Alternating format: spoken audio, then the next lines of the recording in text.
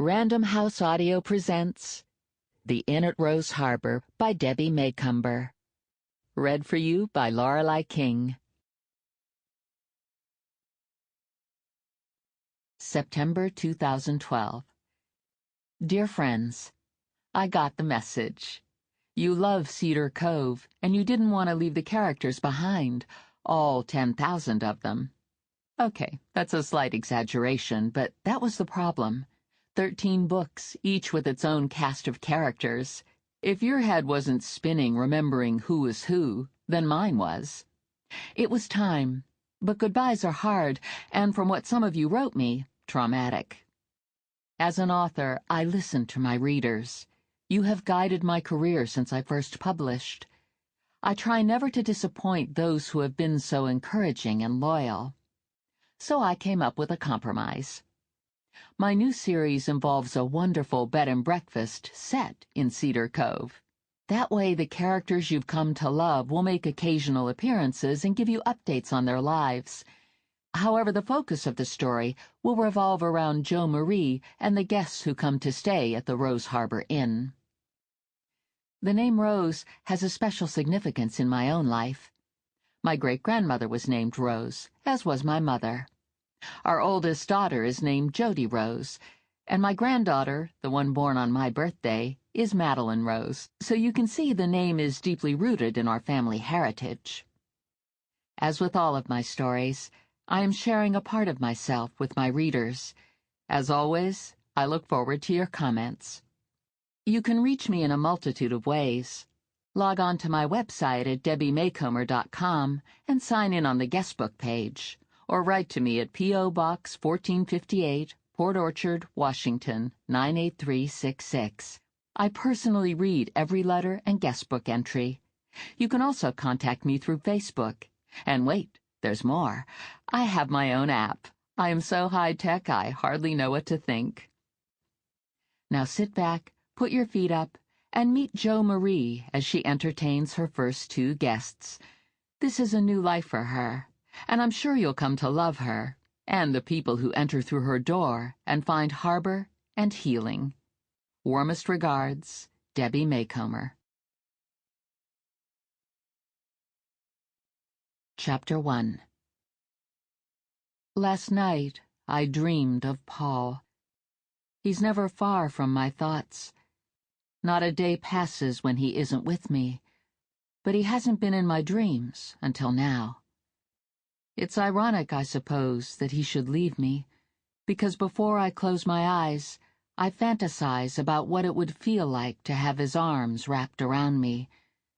As I drift off to sleep, I pretend that my head is resting on his shoulder. Unfortunately, I will never have the chance to be with my husband again, at least not in this lifetime. Until last night, if I did happen to dream of Paul, those dreams were long forgotten by the time I woke.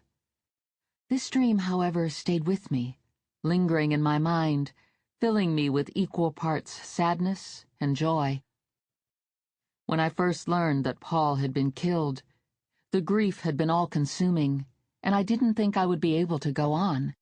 Yet life continues to move forward, and so have I, dragging from one day into the next until I found I could breathe normally. I'm in my new home now. The bed and breakfast I bought less than a month ago on the Kitsap Peninsula in a cozy town on the water called Cedar Cove. I decided to name it Rose Harbor Inn. Rose for Paul Rose, my husband of less than a year. The man I will always love, and for whom I will grieve for whatever remains of my own life. Harbor for the place I have set my anchor, as the storms of loss batter me. How melodramatic that sounds, and yet there's no other way to say it. Although I am alive, functioning normally, at times I feel half dead. How Paul would hate hearing me say that, but it's true. I died with Paul last April, on some mountainside in a country half a world away, as he fought for our nation's security. Life as I knew it was over in the space of a single heartbeat. My future, as I dreamed it would be, was stolen from me. All the advice given to those who grieve said I should wait a year before making any major decisions.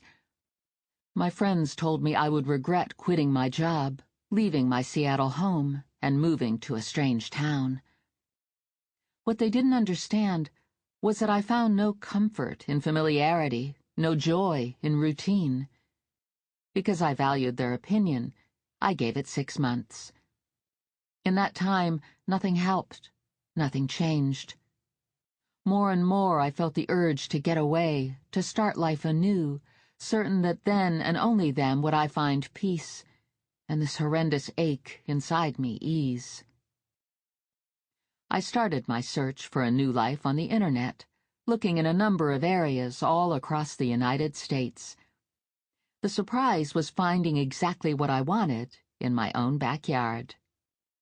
The town of Cedar Cove sits on the other side of Puget Sound from Seattle. It's a Navy town, situated directly across from the Bremerton shipyard. The minute I found a property listing for this charming bed and breakfast that was up for sale, my heart started to beat at an accelerated rate. Me own a bed and breakfast? I hadn't thought to take over a business, but instinctively I realized I would need something to fill my time. As a bonus, a confirmation, I'd always enjoyed having guests. With its wraparound porch and incredible view of the cove, the house was breathtaking. In another life, I could imagine Paul and me sitting on the porch after dinner, sipping hot coffee and discussing our day, our dreams.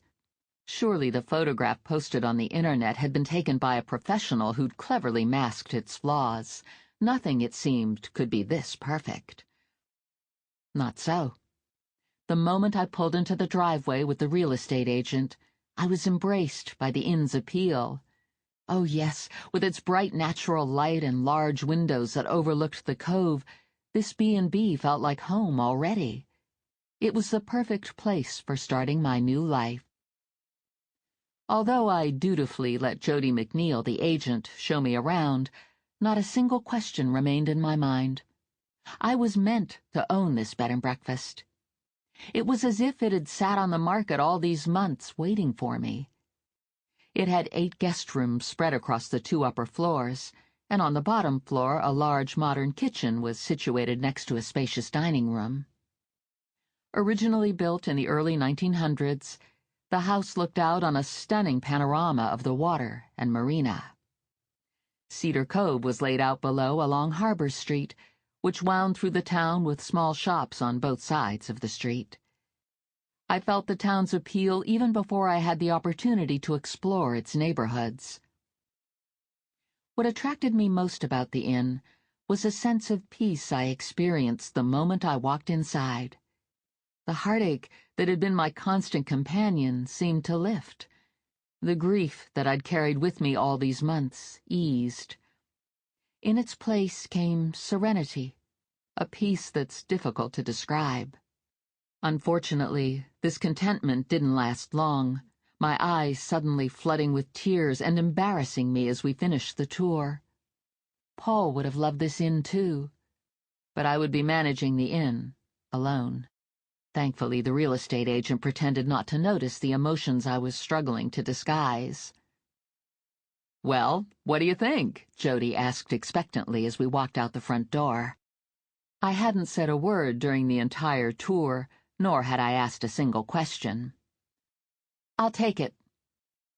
Jody leaned closer as if she hadn't heard me correctly. "I beg your pardon?" "I'd like to make an offer." I didn't hesitate. By that time, I had no doubts. The asking price was more than fair, and I was ready to move forward. Jody almost dropped a folder full of detailed information regarding the property. "You might want to think about it," she suggested. "This is a major decision, Jo Marie. Don't get me wrong, I'm eager to make the sale. It's just that I've never had anyone make such an important decision so quickly." "I'll think about it overnight if you want, but there's no need. I knew right away that this is it." The instant my family heard that I intended to quit my job at Columbia Bank and buy the B&B, they all tried to talk me out of it, especially my brother, Todd, the engineer. I'd worked my way up to assistant Sample complete. Ready to continue?